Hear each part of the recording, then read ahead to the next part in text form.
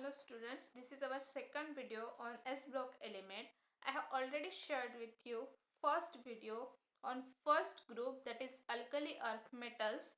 Now I am sharing with you your second topic, that is S block element second series group 2 alkaline earth metal.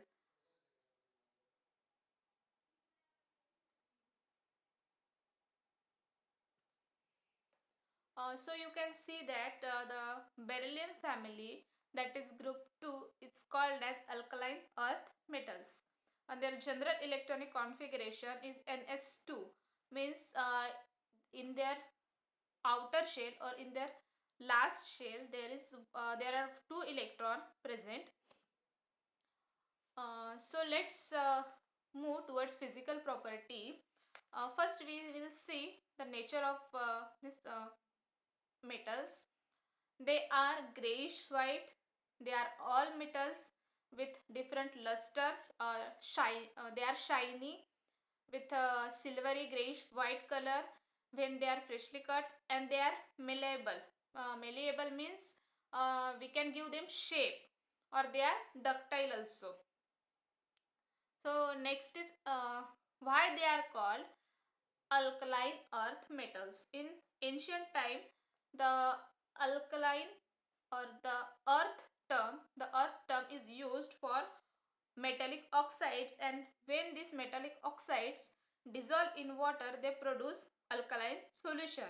Okay, जे metal oxide जे होते त्यांनाच अर्थ म्हणायचे आधीच्या काळात, आणि ते मेटल ऑक्साईड जेव्हा आपण वॉटरमध्ये डिझॉल्व करतो ते इझिली डिझॉल्व होतात and they form alkali.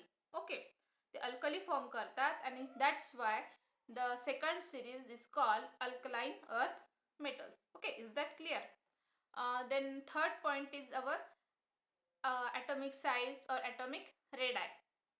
We know that from up to down in periodic table, from beryllium to radium, the atomic size increases because their principal shell is increasing. Okay, we will see this point in electronic configuration also. So you can see in this picture how this metals looks like. Okay, they are grayish white in color, and they have shine, and you know the famous element, that is radium.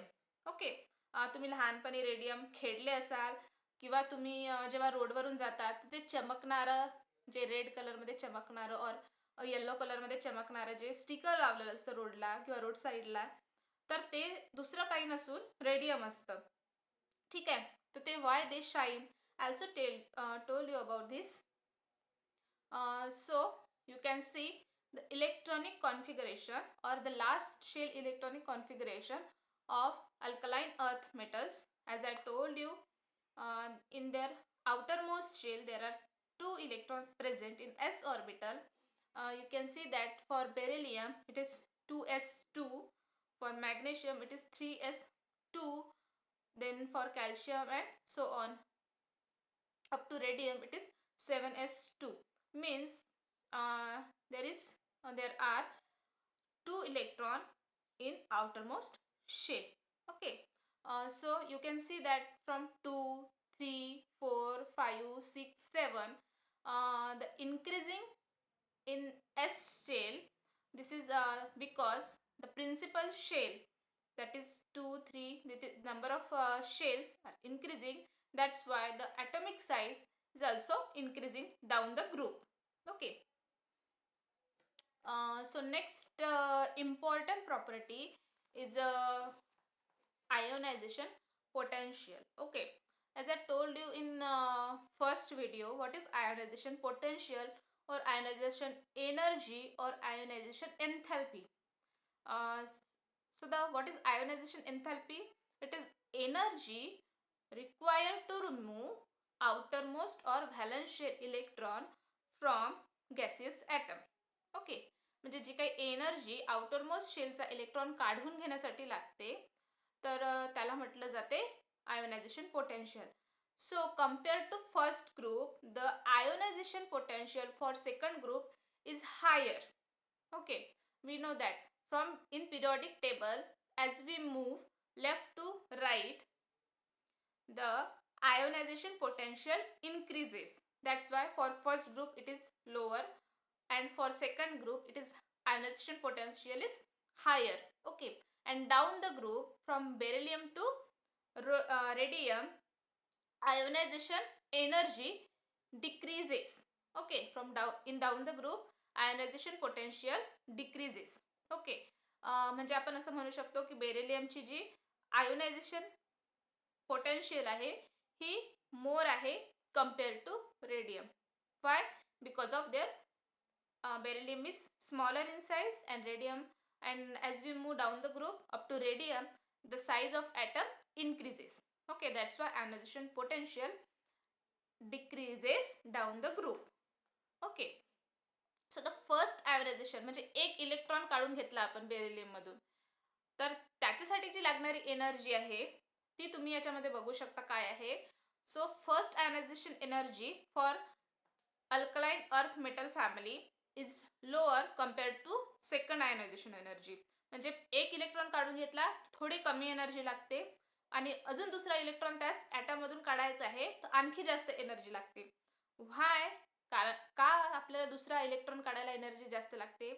कारण कसं असतं, जेव्हा आपण first electron एखाद्या item मधून काढत असतो तेव्हा तो ॲटम नॉर्मल स्टेटमध्ये असतो, त्याच्यावर कुठलाच चार्ज नसतो. ओके, आणि जेव्हा आपण एक इलेक्ट्रॉन काढून घेतो, एक इलेक्ट्रॉन एखाद्या ॲटम मधून काढून घेतो किंवा तो रिमूव्ह केला जातो, तेव्हा त्या ॲटमवर हा पॉझिटिव्ह चार्ज येतो, म्हणजे तो पॉझिटिव्ह आयन बनतो.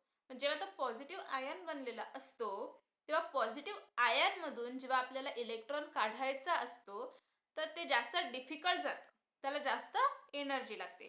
म्हणजे पॉझिटिव्ह आयन मधून इलेक्ट्रॉन काढायला एनर्जी जास्त लागते.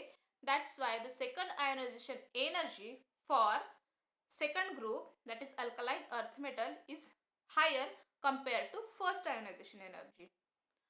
The next point is density. In this chart, density is given from beryllium to radium. You can see that the densities also increases down the group.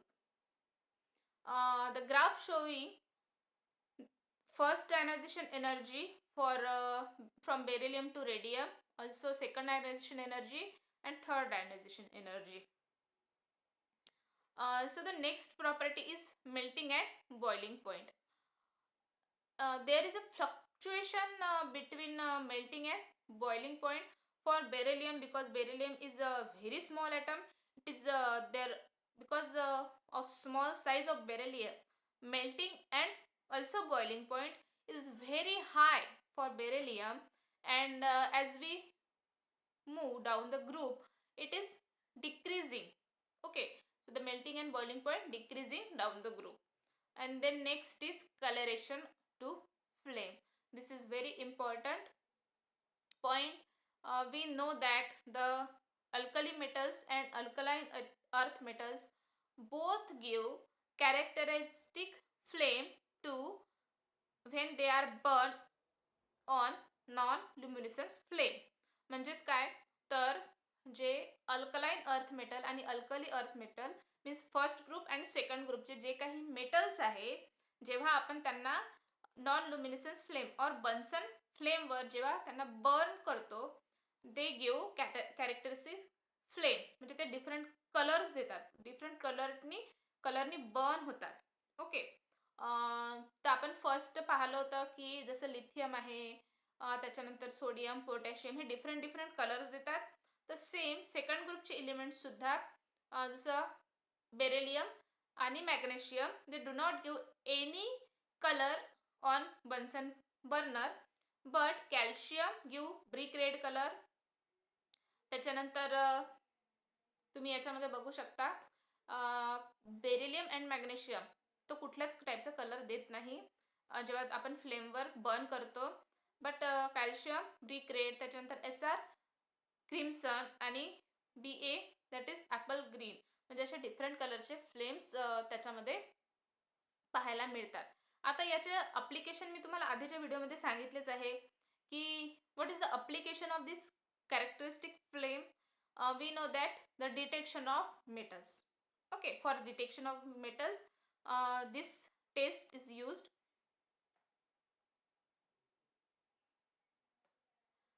The last point is diagonal relationship. Diagonal relationship कशाला म्हटलं जाते? The dissimilarities with elements of its own group but shows similarities with second element of next group situated diagonally to it is called as diagonal relationship. म्हणजे समजा आता आपला first group आहे. First group is lithium family.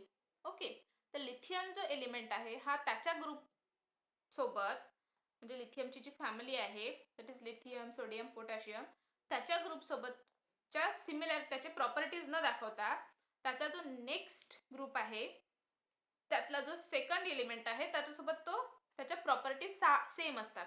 म्हणजे आपला first ग्रुपचा जो पहिला एलिमेंट आहे दॅट इज लिथियम आणि दुसऱ्या ग्रुपचा जो एलिमेंट आहे दॅट इज मॅग्नेशियम. लिथियम हा पहिल्या ग्रुपचा एलिमेंट आहे आणि मॅग्नेशियम हा सेकंड ग्रुपचा सेकंड एलिमेंट आहे. तर ते दोघं जण सेम प्रॉपर्टी दाखवतात. ठीक आहे, लिथियम आणि मॅग्नेशियमचा विचार केला तर त्याची साईज सेम असेल, त्याचा कलर सेम असेल, बाकीच्या ज्या प्रॉपर्टीज आहे त्या मॅक्झिमम प्रॉपर्टी त्या सेम शो करणार. This property is known as diagonal relationship. Okay, similarly in second group beryllium जो आहे हा नेक्स्ट ग्रुप कोणता आहे मग? बोरॉनचा. बोरॉन मधला सेकंड एलिमेंट कुठला येईल? ॲल्युमिनियम. तर बेरिलियम आणि ॲल्युमिनियम. ओके, बेरिलियम आणि ॲल्युमिनियम हे दोघं जण सेम प्रॉपर्टी शो करतात. मीन्स बेरिलियमची साईज आणि ॲल्युमिनियमची size most of the similar असणार, त्यांचे कलर सिमिलर असणार, बाकी त्यांच्या property melting point, boiling point 1-2 पॉईंटनी जवळपास सिमिलर असणार. अशा टाईपचे जेव्हा ते प्रॉपर्टी दाखवतात तेव्हा त्याला म्हटलं जाते diagonal relationship. Okay, point is clear नाव. आता तुम्हाला या सेकंड ग्रुपच्या याच्यामध्ये जर काही प्रॉब्लेम्स असेल तर मला तुम्ही कमेंट सेक्शनमध्ये यूट्यूबवर टाकू शकता, और तुम्ही मला पर्सनली ग्रुपवर, आपल्या व्हॉट्सअप ग्रुपवर टाकू शकता किंवा मला पर्सनली मेसेज पण करू शकता. आता तुम्हाला जर काही आणखी क्युरीज असेल किंवा एखादा पार्ट समजला नसेल तुम्ही त्याबद्दल पण मला विचारू शकता.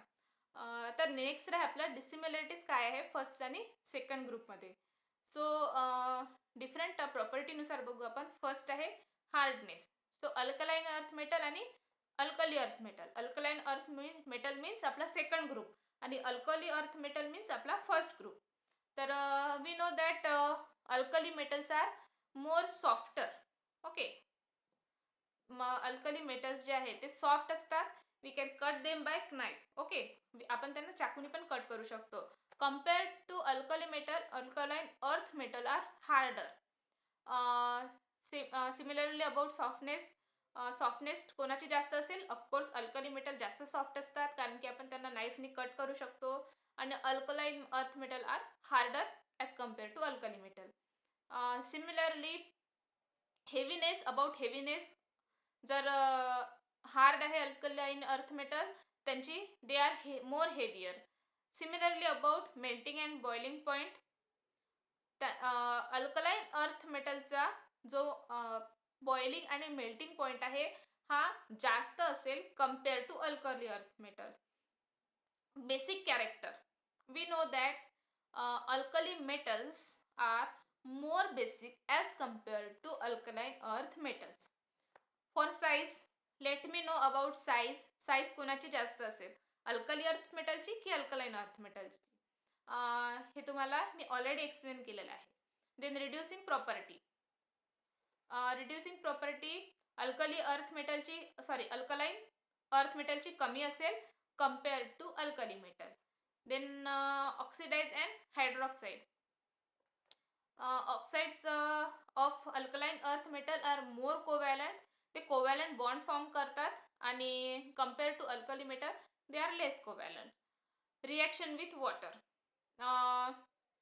मी तुम्हाला हा पॉईंट आधी पण सांगितलेला आहे की alkali metals are more reactive towards water, atmospheric oxygen, and we Cape them under kerosene और पॅराबिनॉइड. ओके. अल्कली मेटलला आपण उघड्यावर ठेवू शकत नाही. आपण जर त्यांना उघडं ठेवलं और त्यांना वॉटरमध्ये जरी टाकलं, ते लवकर पेट घेतात आणि एकदम व्हिगरस रिॲक्शन होते. त्याच्यामुळे अल्कली मेटल जे आहे ते रिॲक्ट विथ वॉटर मोर व्हिगरसली. आणि कॅल्शियम आहे किंवा बाकी अल्कलाईन अर्थ मेटल आहे, ते react with water less vigorously. Solubility. Okay.